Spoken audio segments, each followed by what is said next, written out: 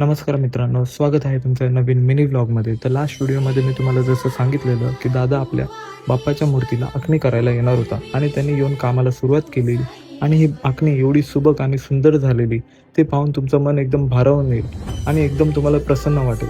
At the end मूर्तीचा look एवढा भारी दिसत होता, मी तुम्हाला काय सांगू की मी असं वाटत होतं की त्या मूर्तीत बघतच राहावं. बघा काय भारी दिसते.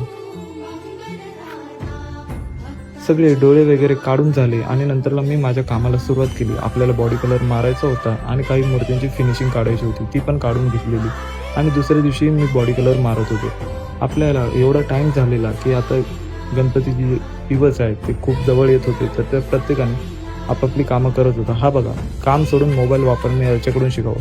आपण ॲट द एंड 10 ते 15 मूर्त्यांना बॉडी कलर करून घेतलेला आणि मित्रांनो आता थोडेच फार दिवस राहिलेले आहेत, तर मी ट्राय करेल की आपल्याला एवढ्या दिवसांचा सगळा अपडेट तुम्हाला